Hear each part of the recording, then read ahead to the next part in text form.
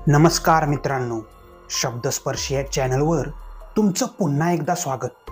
आजच्या कथेचं नाव आहे एक भयानक रात्र. लेखन शुभम गावडे. कथा सुरू करण्याआधी जे कोणी या चॅनलवर पहिल्यांदा आले आहे त्यांनी पटकन चॅनलला सबस्क्राईब करून घ्या. चला तर मग वेळ न घालवता कथेला सुरुवात करूया. रायबा शहरातून गावाकडे निघाला होता. बऱ्याच दिवसांनी त्याला गावाकडची आठवण झाली होती, म्हणून सरळ बस धरली आणि निघाला. त्याचा अंदाज होता की बस 4 वाजेपर्यंत बस स्टँडला येईल, कारण त्याचं गाव तिथून पुढे 6-7 किलोमीटर होतं. तिथून पुढं त्याला कसलंच वाहन नव्हतं बघा. पायीच गावापर्यंत जावं लागणार होतं. त्याचं गाव खूप सुंदर, डोंगराच्या कुशीत वसलेलं.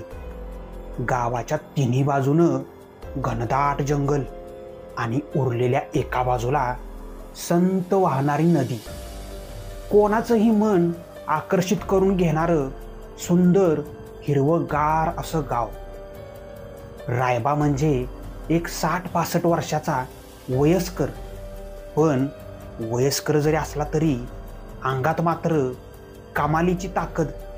पिळदार शरीर, आकडेदार पांढऱ्या पिकलेल्या मिशा, सादरा कोपरी आणि धोतर नेसणारा, सतत पान खाल्ल्याने लाल जिबानी ओठ असलेला एक गावाकडचा वृद्ध, जो कामधंद्यामुळं शहरात स्थित झालेला.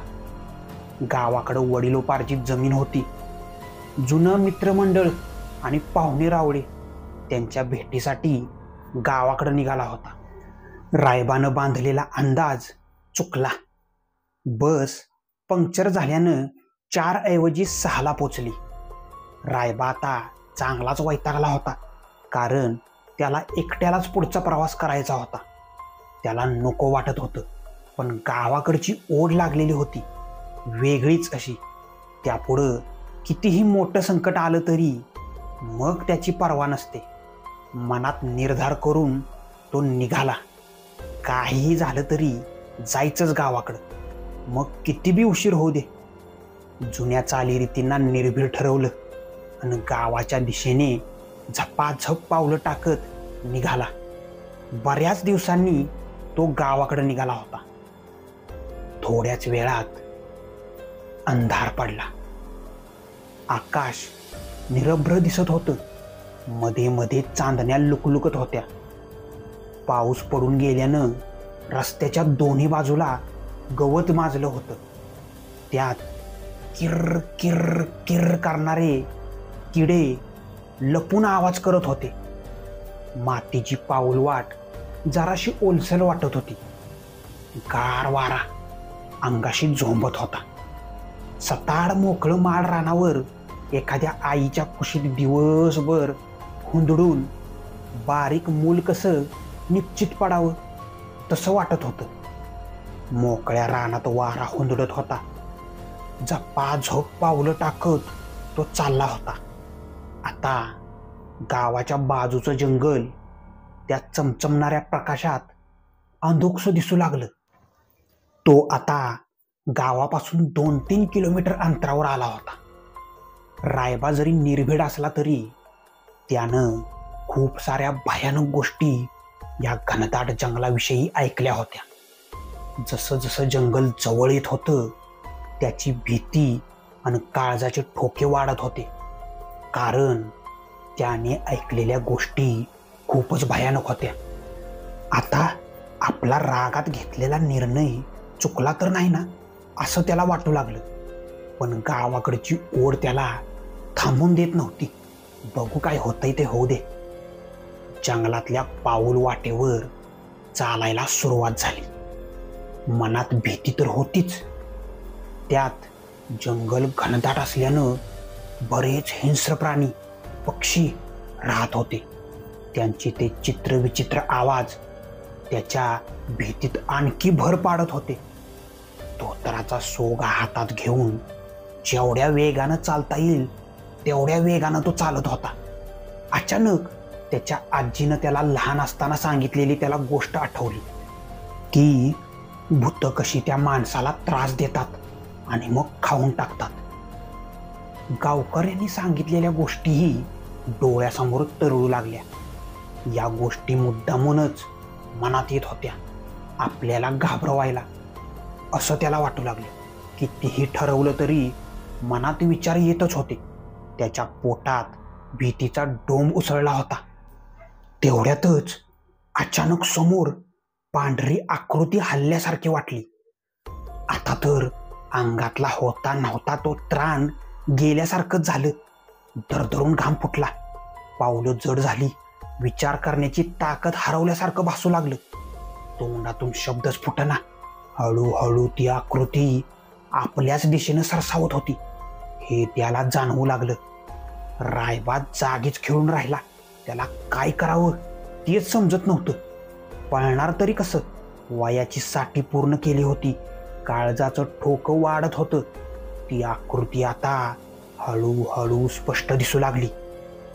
बलदंड शरीर, उंची 7 फूट, गोरा गोरा चेहरा, रायबासारखाच पोशाख, मात्र डोक्यावर टोपी. चुलीतल्या अंगाऱ्यासारखं लाल ठिपका तोंडासमोर होता. जसा वाऱ्याचा वेग वाढल तसा तो आणखी लाल लाल दिसत होता. रायबाला काय करावं काहीच सुचत नव्हतं. आता त्या आकृतीचा चेहरा स्पष्ट दिसू लागला तसा रायबाच्या जीवात जीव आला. त्याला जरा हायसं वाटलं. ती आकृती म्हणजे त्याचा बालपणीचा मित्र भीम्या होता. भीमा आणि रायबा एकत्र खेळून मोठे झालेले अगदी जिवलग मित्र. रायबा आता पुरताच चेकाळला. आता त्याची भीती कुठच्या कुठं पळून गेली. रायबा भीमाला म्हणाला, भीम्या इकडं कुठं र? त्याचं काहीच उत्तर आलं नाही. भीमानं पाठ रायबाकडं करून चालायला सुरुवात केली. तसं रायबाही त्याच्या पाठीमागे चालायला लागला. रायबा त्याची विचारपूस करत होता, पण भीमा त्याला काहीच उत्तर देत नव्हता. रायबा ओरडलाच, अरे भीम्या बोल केल्या का? कवर रागवणार? नाही जमलं तू आजारी असताना मला भेटायला, मग आता एवढा राग धरणार का? तरी भीमाचं उत्तर नाही. तो आपला तोंडातून धूर काढत पुढे झपाझप चालत होता. रायबाला वाटलं भीमा नाराज आहे, म्हणून रायबाही गप्प झाला. दोघंही मुकाट्यानं चालत होती. आता गाव काही अंतरावरच राहिलं होतं. गावाची येस दिसू लागली होती. तसा रायबा बोलला, भीम्या अरे तू काय एकलाच असा भूतासारखा हिंडतोस या जंगलातनं? डोसकं बिस्की फिरलंय का नाही तुझं? माहीत नाही का तुला हे जंगल किती खोडील आहे ते? भीमा तरीही शांत. आता मात्र रायबाचा पारा चढला. रायबा कडाडलाच, जा नग बोलूस, म्या बी नाही बोलणार तुझ्यावर. आणि वेगानं त्याच्या पुढे निघून गेला. थोडं पुढं गेल्यावर वळून पाहिलं. तशी मनात शंका आली, याचं तोंड एवढं पांढरं फटक का पडलंय? जाऊ दे, मरू दे, तोच बोलत नाही आपल्यावर, कशाला एवढा विचार करावा? आता गावाची येस आली. रायबानं येस वलंडताना पाहिलं तर भीमा पाठीमागच होता. वाटलं येईल पाठोपाठ, उद्या सकाळी भेटून घालवू त्याचा रुसवा. रायबा झपाझप पाऊल उचलून येस वलांडून पुढे गेला. येशीला लागूनच शंकराचं मंदिर होतं. येस येताच भीमा थांबला. भीमाचं घर पहिलं आणि मग रायबाचं घर होतं. त्या दोघांच्या घरात अगदी कासराभराचं अंतर होतं. रायबा स्वतःच्या जुन्या वाड्याजवळ गेला आणि मागे वळून पाहिलं तर त्याला कोणच दिसलं नाही. त्याला वाटलं भीमा घरात गेला असेल. रायबा वाड्यात गेला तसा सगळेच त्याची वाट बघत होते.